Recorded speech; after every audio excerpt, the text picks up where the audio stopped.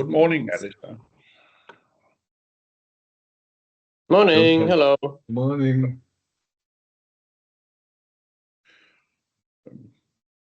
But shouldn't we give Guillaume a couple of minutes to maybe come back before we start?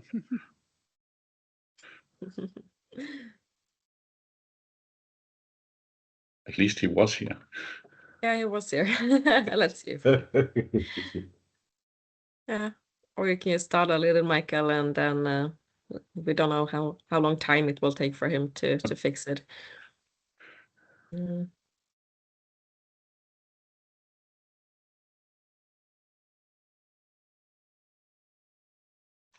Let's see.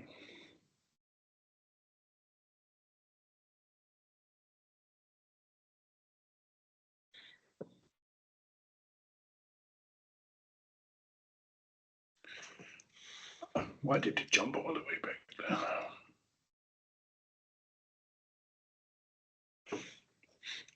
So do you see the presentation? Yes. Yep. Yes, good.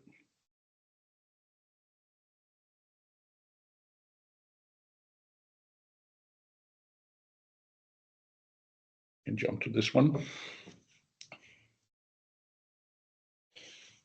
I made this small agenda, doesn't say very much, but the check-in and coffee, we passed that already. And now next we are going to talk a little about best practices. After that, I actually, when we are not that many here, I think maybe it could be a good idea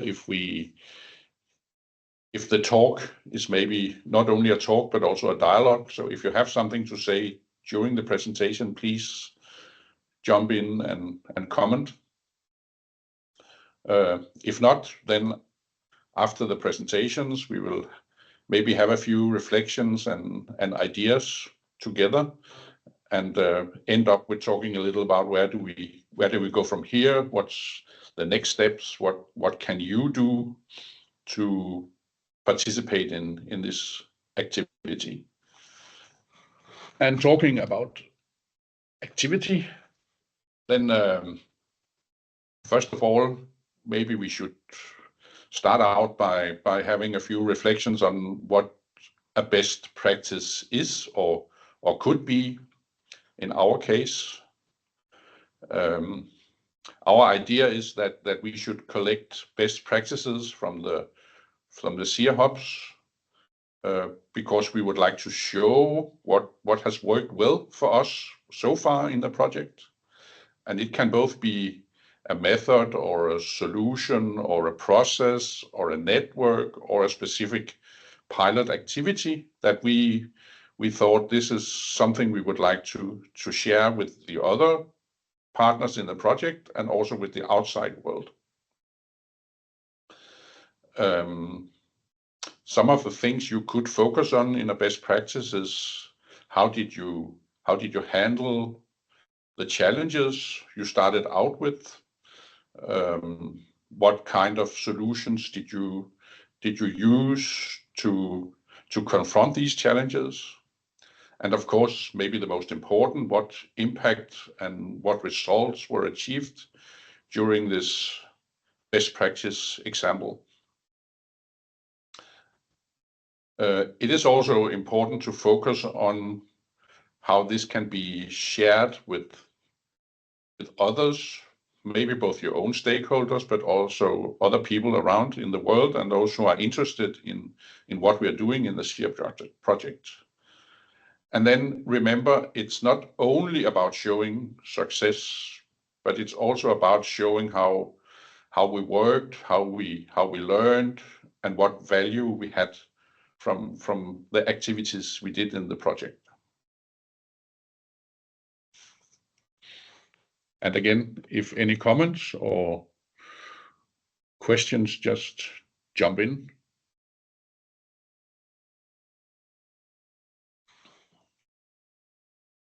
And then why do we do this? I think in general we do it for two reasons.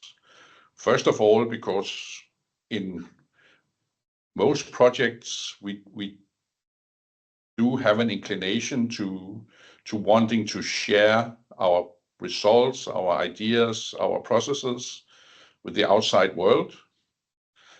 And secondly, from the more internal part of the project, we actually also have a work package activity telling us to work with best practices.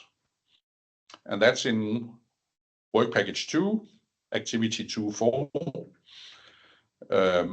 And again, I admit that that's some of the wordings that we have experienced in many of the activities. You can say they are open for interpretation, on also in this case, because the activity is called testing, assessment, and evaluation, local context, multi-helix, innovation, pilot, best practice.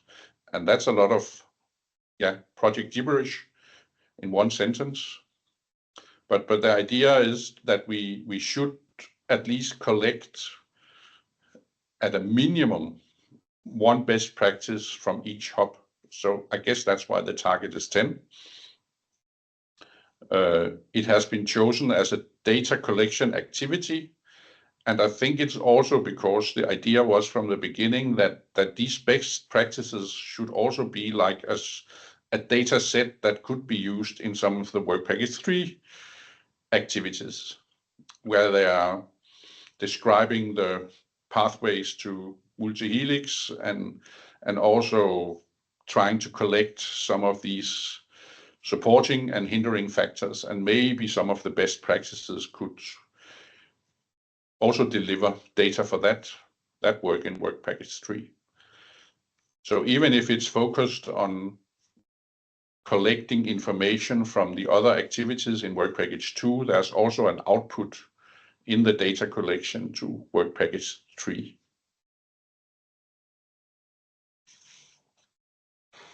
So I think that's what meant with the last sentence in the text in the middle, that the data will also be used for analyzing local multi-helix innovation pilot best practice, I think.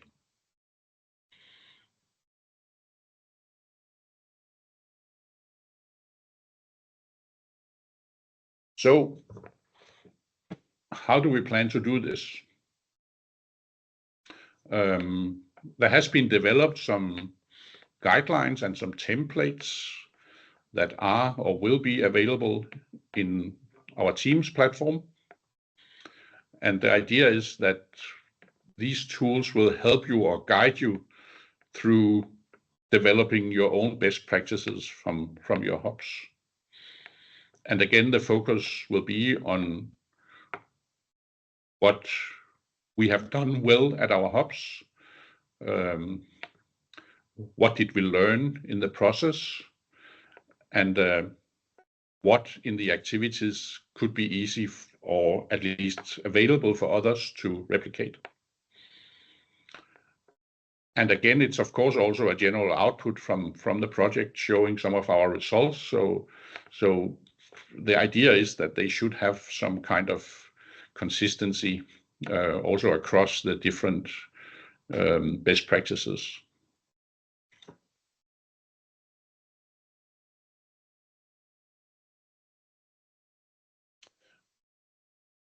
If you haven't already looked into the templates, here's kind of the headlines in the format that we would like you to reflect on and answer in a way to present your best practices.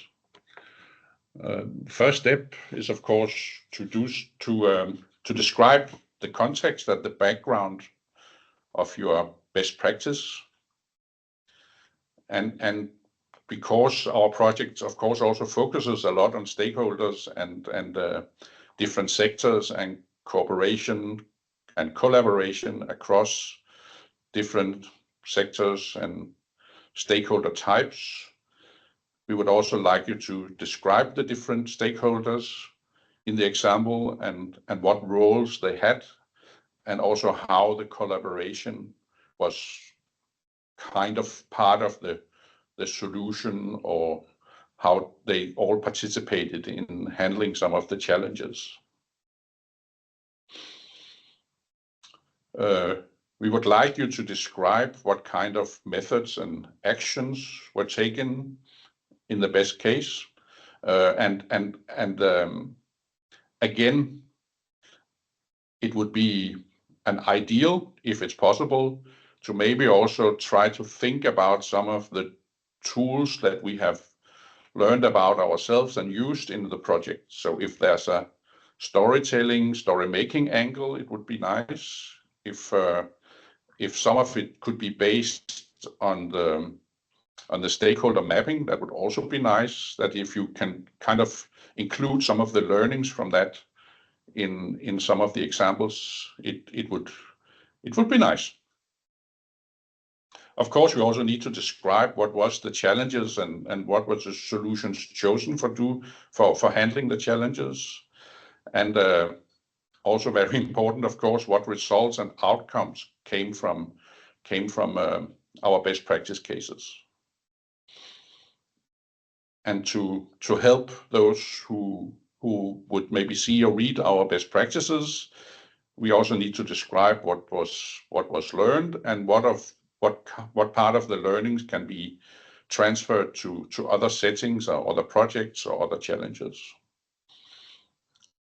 And to make it nice to look at and maybe also catch the attention, we would like to have at least 2 visuals, a photo or a graph or other kinds of visuals that will help understanding what this is all about.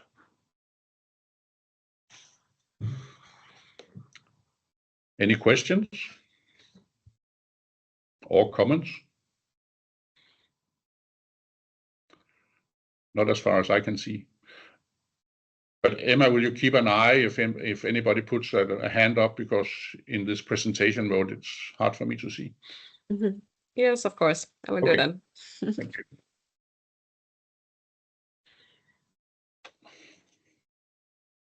So what can you do? First of all, it would be a very good idea to have a look at the templates and the guidelines. And if you have any questions, please contact me or maybe Emma, or even Charlotte has participated in this, and Alistair. So contact some of the usual suspects and see if they can help you. And then, of course, the more practical part, already now start thinking about 1 or 2 good or strong examples from your hub. What could that be that you could maybe choose as best practices from your hub? And of course, the idea is also to reflect on what you actually need to put in your best practice. So reflect on challenges, outcomes, and lessons learned that could be of use to others than ourselves.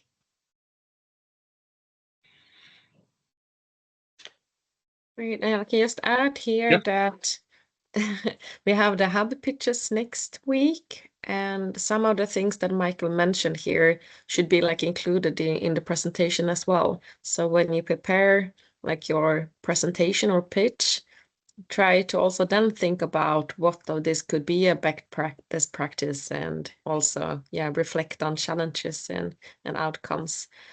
I think that's a good opportunity. Yeah.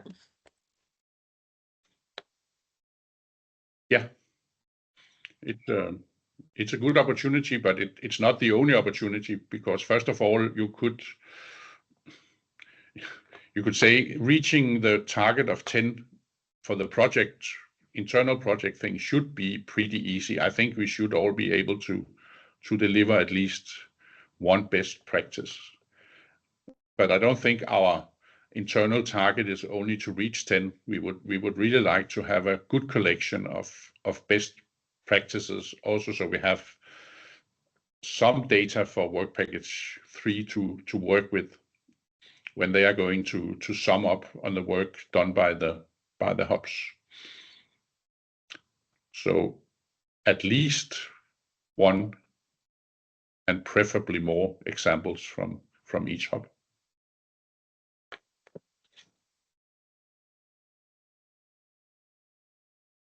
And now talking about examples. I think I will stop sharing and open another one. I can find the right one. No. It's not that.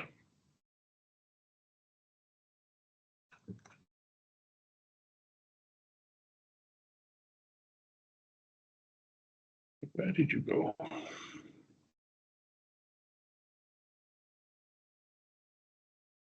Stop sharing. And new window.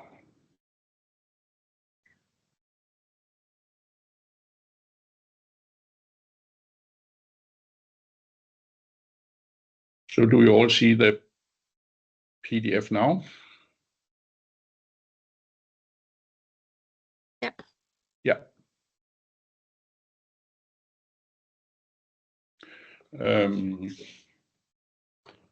This is an example from Arne, where he used one of the templates to describe a trendy activity, a summer school with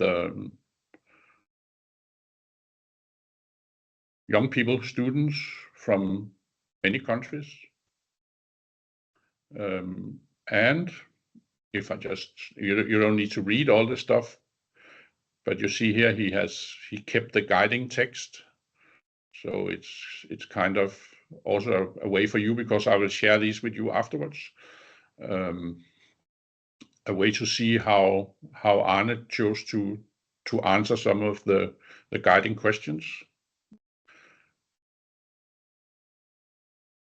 And it's not because there's only one way to do this, but this can maybe be a help or inspiration of how to approach these things. And maybe you also recognize some of the bullet points I had in the presentation.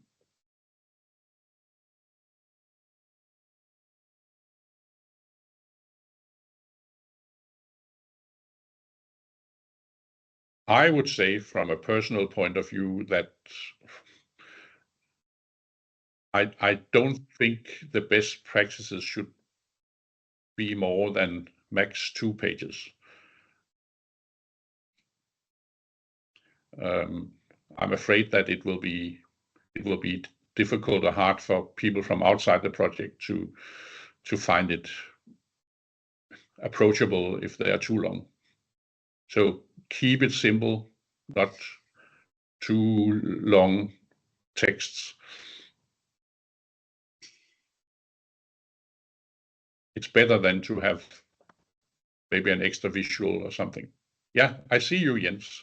Oh, great. Yeah. But I also demonstrated on the screen so you could see something. No, actually, I think it's good to have not more than 2 pages. Yeah. If it can be done, I would prefer 1. Yeah, I agree. Because otherwise you should do like you have 1 that is the presentation, like this is the eye catcher, this is what is about. And then you could maybe have elaborating a little bit on page 2 or something, I don't know. But you should have 1 page, because as soon as people have to turn a page, it's a problem. And I have learned many years ago, if it can't be on 1 page, it is not interesting. No. And it's just, I know it's difficult in this context to answer all these questions in 1 page, if you keep the questions, right? And also with pictures and all, but it's just, it is just a phrase. If you have a 1-pager, it is it's much easier to address. But 2 is for sure I would the maximum. Say, Emma, isn't it also so that most of the templates are for 1-pagers? Yeah, I agree with you, Jens. I also think it's good to keep it to 1 page, and also maybe only have like headings for the different. And you could elaborate right on the back page, and then also show it as exactly. Yeah, it's also. I don't know, but if you want elaboration, turn the page, right, or something. It's just if you want to catch the eye and have somebody to see, oh, this sounds interesting, I would read more about it. It's like having a QR code and then say, push the QR code and then go in and read more, right? That's also in the storytelling that you, if you want to catch the eye and catch the interest, then the storytelling is something that brings you into, I want to hear or read more about this. It's just if you want to sell it to others at least and want to disseminate it ongoing, then it's like, Yeah, I was also thinking about to keep it to one page, but maybe have like a second page for more information and details. And we can also mention that we are looking into, together with University West later this autumn, to also develop a digital platform. It's a part of the Social Impact Hub West. And there also it could be possible to have like more details about it. So then this best one page, it could also be like, include a QR code, as you said, or a link to this digital platform. But maybe, in my opinion, one page just to, as you said, to get their attention, and maybe an appendix or a second page and link to web page or something like that. Because of course you also want the details if you want to read more about it. But and also I think this is a really good opportunity to not only hear about what was good and what have been made good, but also focus on the challenges and what have been learned. Yeah. And then when I haven't seen the template as such as a template, but also when you have the questions, then it would be good to say, okay, what do we expect to come in here? You know, that is in the text. You just of course take it out, but just guiding the ones that have to read it, so we also get some kind of streamlining in what is it for areas that we cover in this question. Because it can be difficult also say, okay, I can, you know, when you start writing, then you can write a lot, but it's just, okay, this question concerns this topics like this and this and this and this should be covered in this answer somehow. I don't know, but that's job more in the template side, guiding people so we get it as similar as possible across the partners. Yeah, but also to add something on that, I think the template is really good to collect information and data connected to the best practice. And then, as you said, like afterwards, maybe go them through and make sure they look kind of the same or follow the same graphics and outline. And then maybe after collecting the information, because that's good with this template, we can create like a one page that is more communicative or something like that. That's something we could look more into. That could also be the way, is make it 2 pages and then you can extract some to one, because not all are, some are better to do that than others. Some are good at writing stuff and others are good at compressing it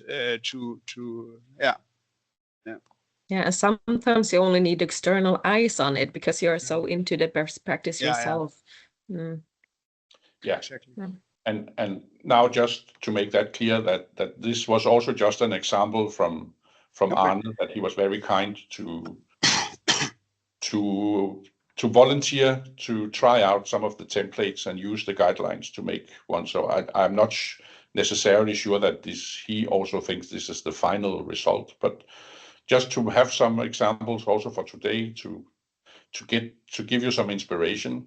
And of course, it's not meaningful to have the guideline questions in the final best practice either. They also need to be changed to headlines or at least taken out from the text here. But this was just one example, and thank you to Arne. I think we can jump directly here to the other one. I think many of you have already heard something about this story from Skagen. So I also tried to make this as a best practice, and behold, it's only one page. So I also tried to limit the text in this example, and I also changed some of the guiding guideline text or guideline questions into headlines. Not that these are necessarily covering everything, but this is what makes it recognizable in the guidelines in Teams. So again, this also shows that if you do it in one page, you have limited space to write things. But I think it's also part of the challenge to make your messages short and clear, and not to make it all too academic. Because also in a communication, in the communication aspect, it's very much different from academic aspect. Yes. Because communication is another ballgame than collecting data. So actually, maybe it should be two. Say you have one pager here, that's for the communication, and you have some details you can include here that is relevant for the data collection, analysis, and whatever.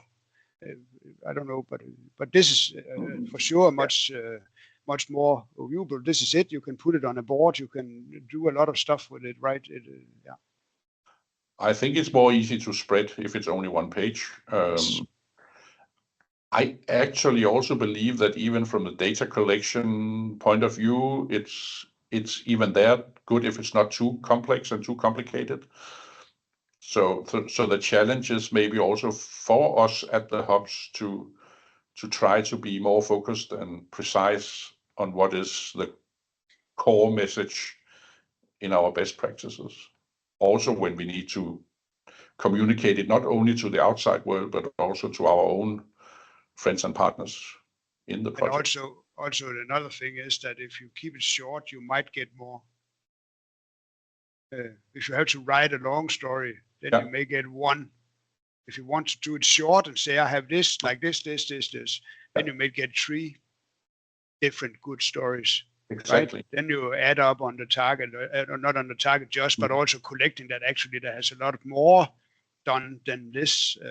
Yeah, but that's perfectly true. Now I would say this is a case I myself know pretty well, so it's maybe also easy to write, but I didn't use more than maybe half an hour to make this. So it's not very time consuming. The time consuming part is thinking about what is the good story, what is the best practice in this. Yeah, that's the storytelling. Yeah, right? actually you have to doing put that into it. That hard. Yeah.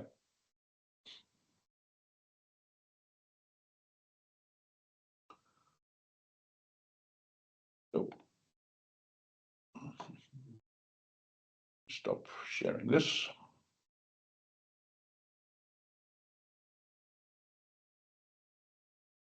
And go. This was not the presentation. Where did we go now? I'm not friends with this today. No. I don't want to share this again.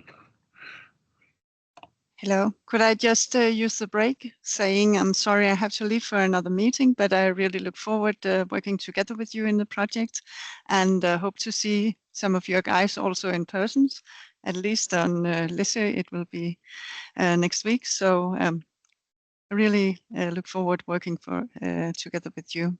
So see you. Bye-bye. Bye. See you Monday. Bye-bye.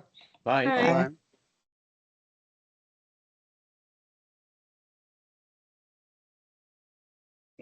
I have reopened my presentation, but I don't see it.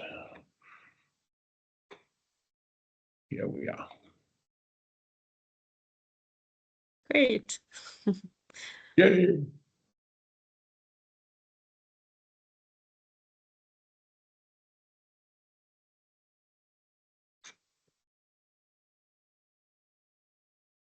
So as I said, this was just examples on how you can use the templates and the guidelines now actually, even if we did start already now to maybe reflect on how we can use these and what is it we want to achieve, then my idea was that we could have a little brainstorm on what you might think could be best practices from your hub, or maybe also some general inputs from the project as such. As I said, I think it would be nice if we had some best practices that was also based on some of the workshops or tools that we have had in the project.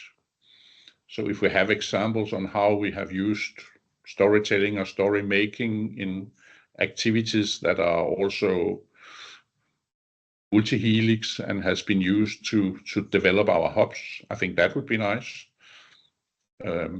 If we have used some of the knowledge we have had from the stakeholder mapping, and maybe also something about the hub identity thing, if that can be transformed into best practices, I think that would also be very nice.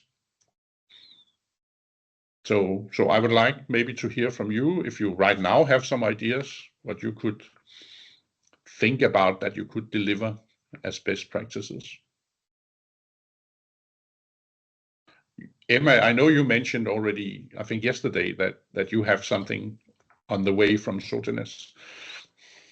Yeah, we have already 2 ideas actually, and one is connected to a school concept that we tried out this autumn actually, and the school concept was about to connect businesses with our innovation projects, so public authorities and also the businesses and associations together with the school.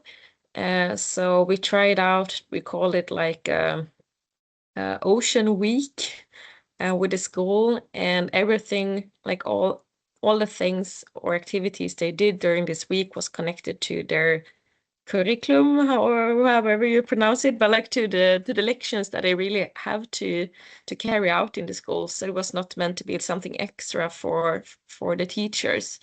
And it was a way connected to multi-helix to strengthen collaborations between different actors.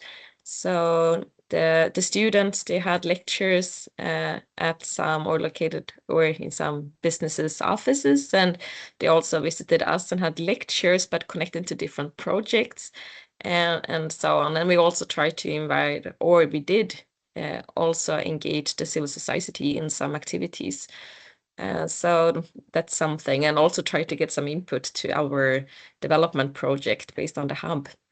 So that's one idea we have.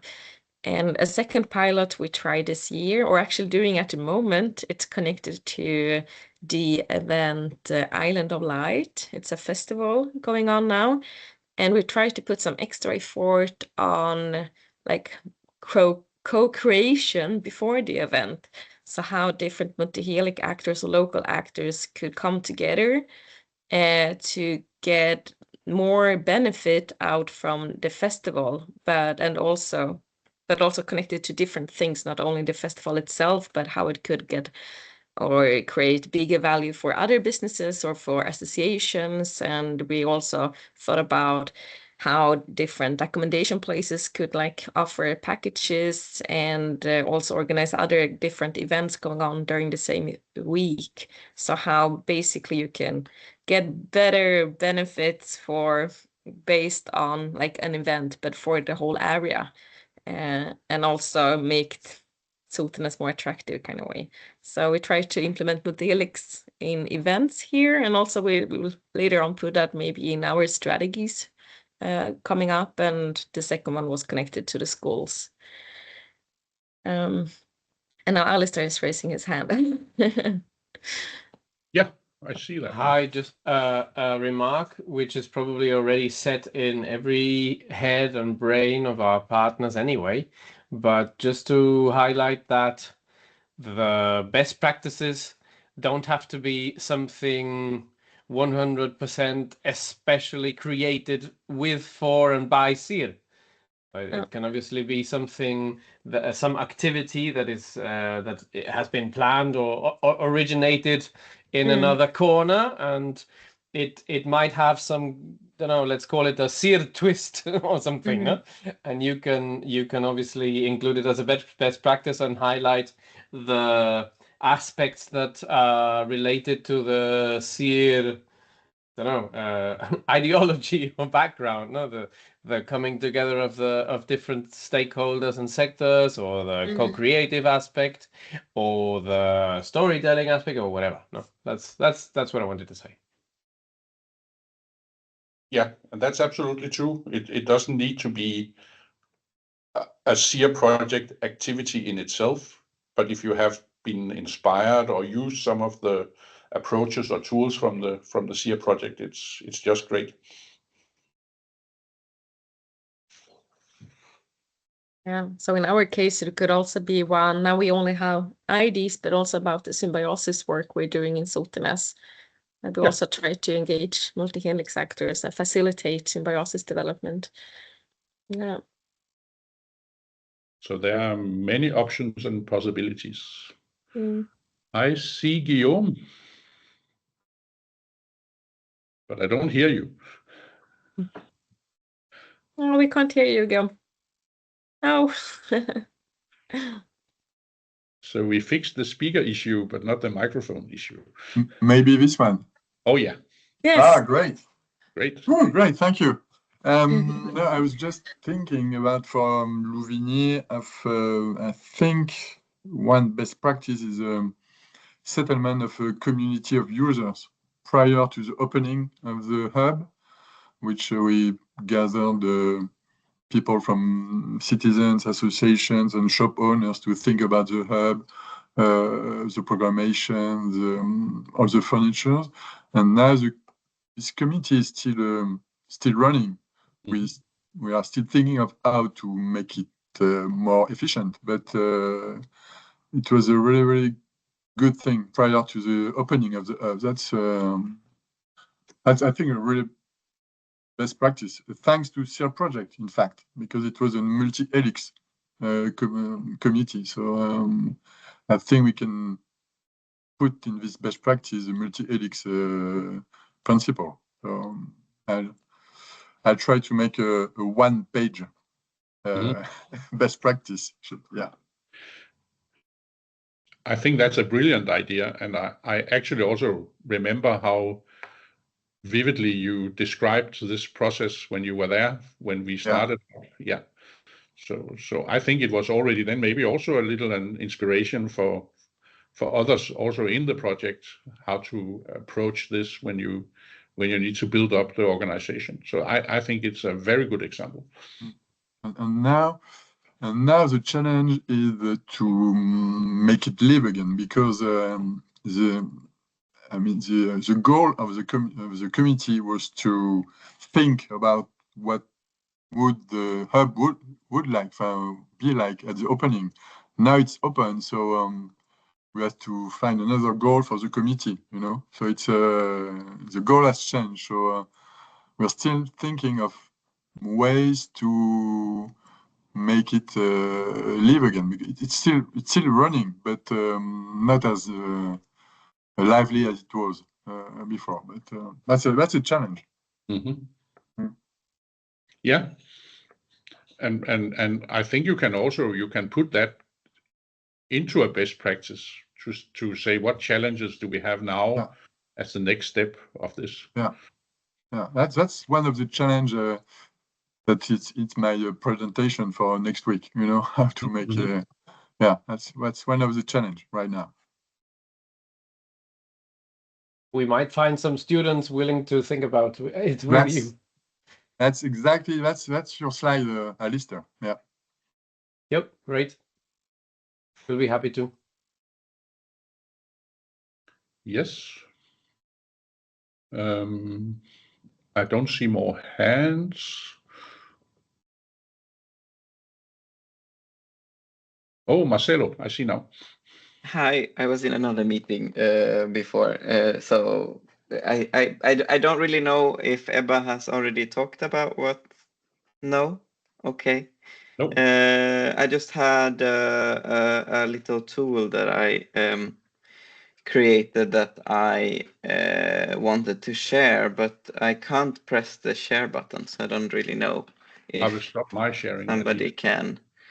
Because I talked with Alistair and I told him that I had created something, but I don't know if it's useful or not. But it's a storytelling tool, basically, if you want to have a look at that. Yes.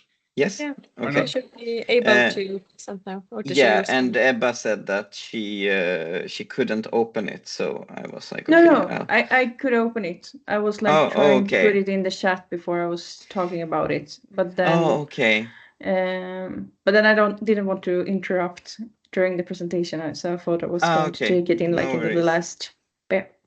Oh, okay, but since I jumped in the middle of everything, I was very confused as to when I Yeah. should jump in, but now is a better time than no time. So basically, it's a very simple tool. I just didn't want to overcomplicate it either because I feel like it's good if people can just like use it to get started if they don't really know where to start. And it's just like quite simple. This is something that can be put up with a link also on the webpage for anyone to use, basically. And it's quickly just like explaining a little bit about storytelling. It is also like going into some elements that are like useful for using when you're creating a story.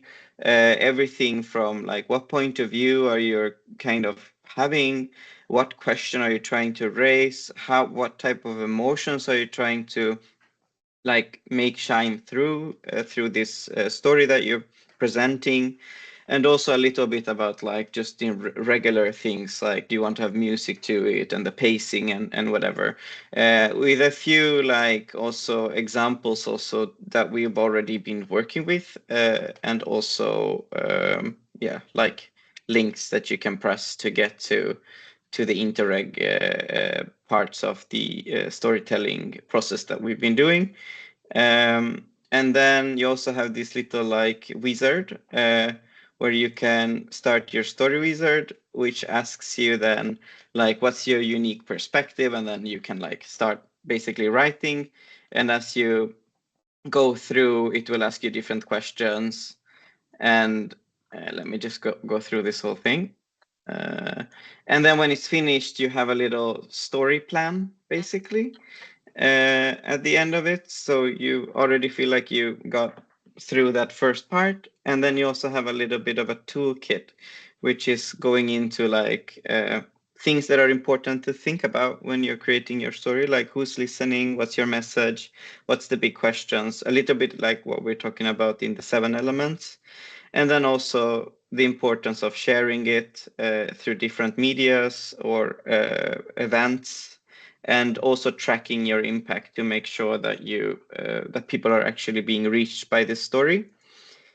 A little bit of inspiration as well. Methods and examples also that you can look into, and then also how to do it right also, because it's important to also think about you know, just things that I think everybody in this room probably thinks about, but like to respect everyone, to ask for permission. We need to think about the GDPR questions connected to it as well. So it's a very simple thing that I wanted to just share. I don't know if it's useful or not. I hope it will be. I was gatekeeping it for a while because I was not sure if anybody would want to take part of it, basically. So yeah, that's it. Thank you, Marcelo. You're welcome. Any comments? Alistair, maybe? No, I was quite in the dark. Marcelo explained a little bit about what he had prepared a few months ago already. But I didn't. I don't remember you telling us that it had a story wizard. That's cool. No, so basically me and Charlotte were talking about like, oh, should we should we make some like little bit of a handbook or something that just makes it very like simple to start thinking about, or just like getting into the creative process of sorry, I realized my camera is off. Just to think where to start, because creating a story can sometimes be like it's difficult to ask yourself the questions like what am I trying to present with this story? Is it even worth lifting? Sometimes can be the question. So that was what we were thinking about, and then how can we make a sort of little handbook or guide for just like getting started basically with the process. And I created something, and then I was like, oh, nobody said anything about it, so I don't really know if it's still needed. And then Alistair was like, yeah, you should do something with that. And I was like, okay. But now we need to know where and how it is accessible. Is it still something you have on your computer? Yeah. It's basically a HTML file. So the point of having it like that is so that it could be posted immediately, I think, onto the web page, so that it can be accessible through link, and it needs to be placed into the storage of the web page, basically, so it becomes a web page. And then you can just put a link on the website so you can press on it to be able to access it. And the point of that for me is also so that we can, we don't have to keep it just for ourselves, but if somebody else also wants to use this as a very simple getting started tool, then that's a possibility, basically. So it's almost a best practice in itself. Yeah, With maybe.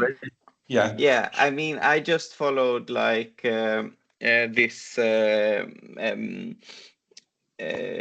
is this like 7 elements of storytelling by Joe Lambert, which is like, I think I felt like that was very simple. It didn't make it too like theoretical. It's very like easy to get into, because I think that like even with storytelling it can become quite academic, and I think that if we want to sort of kickstart the stories, we need to keep it quite like easy to get into, and I think that this is one way to do it. At least it's just a suggestion and something to be used. You can add more elements from what we had in the lectures or something like that if you learned something from there afterwards. But yeah.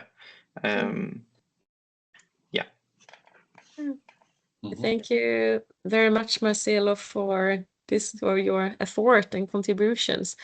But maybe can you like share a link to the site? It would be really interesting to have a closer look into it. Yeah. And then we can just maybe leave it there for a couple of weeks and then discuss maybe to upload it on the SIRR web page. We have like in the library a toolbox there where you also can find the mapping of stakeholder sheet and different kind of things in the e-courses. So we could add it there. But maybe start just sharing the link and all of us can have a look at it and play around a little, and then we will come back to it. Of course, I will see if I can add it to our own webpage first, just so that there is somewhere to reach it. And then when you feel like you've looked through it, you can also post it on the SIRR website. Thank you very much. You're welcome. I could imagine, but maybe also Helle knows little about that it's probably a challenge if we need to host it on the SIRR webpage. Yeah, that's what I was thinking. So otherwise we host it and then we put the link up on the web page, so it goes through us, but the link is at the web page of SIRR. And Emma, when the result platform at University West is up and running, I guess that will not be a problem there. No, I don't think so. No. It should work out. Yeah. And also for information, so the University of Malmö, they will still focus on storytelling during this autumn. So it's a topic we will come back to. And I think it's also valuable for most of the hubs. We try to also look closer to it in Sotenäs. So they could be good. But it sounds good to just share the link and we can have a look at it, and course. then we will come back and consider where to upload it and when. And maybe, I don't know, Marcela, it looks really good there, but maybe some people will have some feedback on it as well. Yeah, Mm. of course. And I will try to implement as much of the feedback as possible. Yeah, thank you. And talking about storytelling, now I know Lyseshiel is not here, but I could imagine maybe, Emma, you can maybe confirm that they could make some best practices on how they were inspired by storytelling to some of their activities. I saw in their reporting they mentioned some of these walk and talks where they used storytelling to describe local aspects and local identity and heritage. So it could be interesting, maybe. Yeah, you're right. Yeah. Jens, Læsø best practice.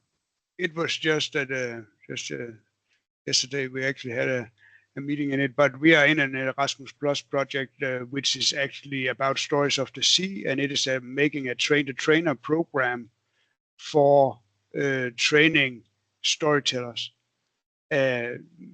There could be drawn a link there because the result from this will be a training program that actually goes into the academia as part of the education. That's the intention, at least, but also using it out in this training thing. Using that as Marcelo, I think it's very good to have it online, but also you have this training program that we should consider that in as something that would increase awareness and also make a what we call a structure in doing training of people to do storytelling more general. Yeah.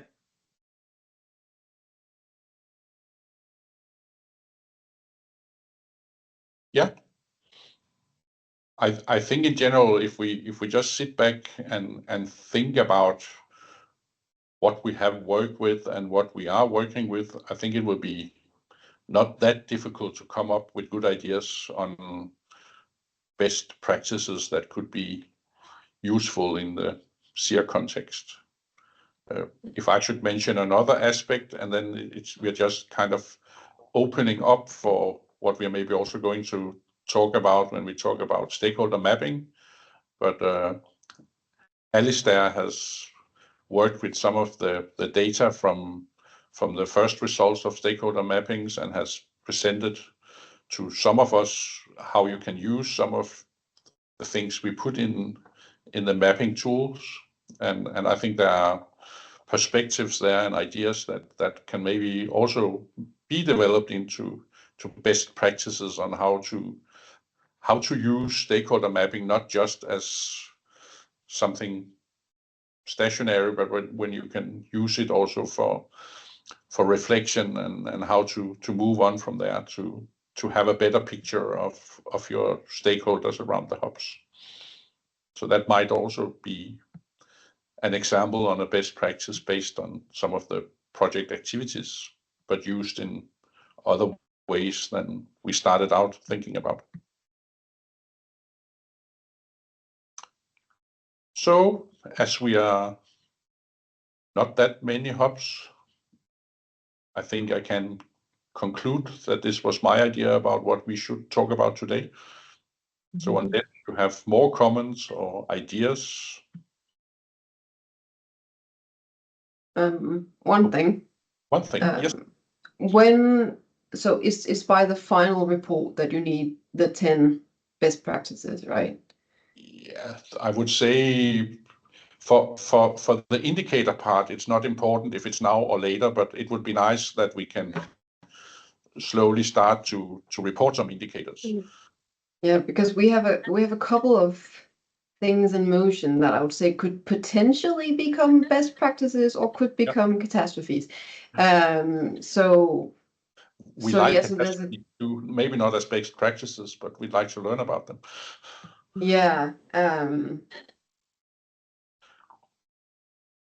Yeah, I mean, we've only just started this new project that is called Development Lab Lesu, which is supposed to be well, I think Jens can talk a little bit more about it, but it's an initiative to sort of gather people up and start networking on Lesu to get more sort of events going, more collaborative events for both tourism purposes, but also development in general on Lesu.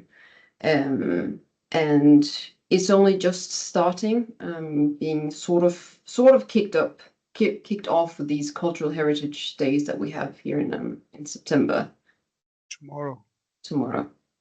It's a kickoff workshop tomorrow. Yeah. And actually we have, I don't know, but a lot of people coming. Sounds like it, yeah. And that'll be kicked off, and then it will be kicked off further in the coming week, in the last part of the coming week, and in the week 42, we'll do some arrangement. It is based on building collaborative groups based on our cultural history, bringing it into the future. How can we create stuff in the future like we have done based on the historic culture and development on the island? How can we then create that? And that's involving both residents and part-time residents, which are the stakeholders, right? We have a group of people that should be involved, and it is also going into this with, or it's approaching the thing with engaging more and new people into the work of doing development, because otherwise it gets the same people repeating. So this is done, but it's also a project that we have actually taken over due to different things. But then we have built this this development aspect. So it is actually a research project. You're disappearing. Done, so it is, but your it is. microphone is disappearing. Oh, microphone is not good. You're getting further and further away. Maybe I'm using my hands too much. That's it. No. Maybe. But it is very exciting, and it is involving a lot of people, and it's coming out of what we also have in some of this with the development group. And then it's coming out that people are then in this, and then it evolves, and then it spreads out to different angles, right? And we are getting involved in this project because we are hub. So we have actually been involved after they established the project, but then we built it from there because they were not able. It was too big for them.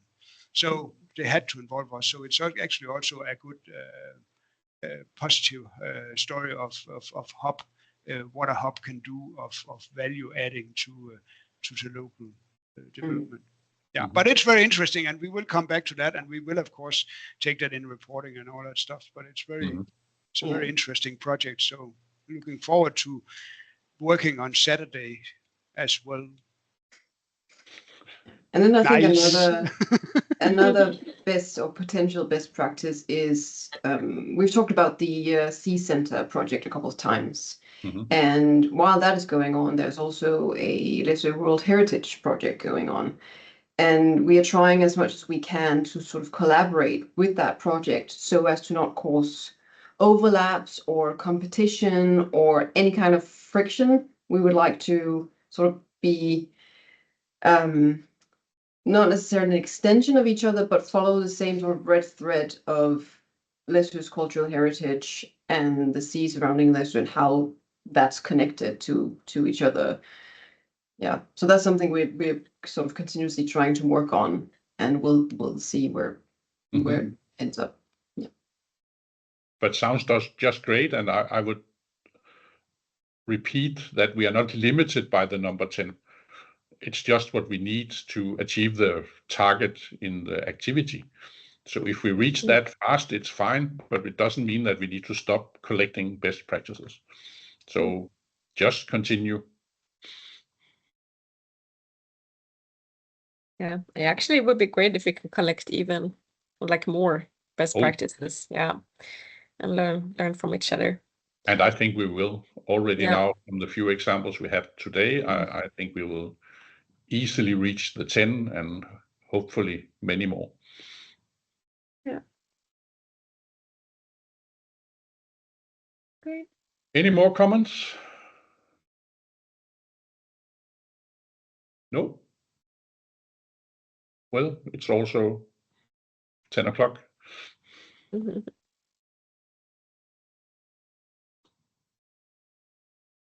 So thank you for being here and thank you for participating.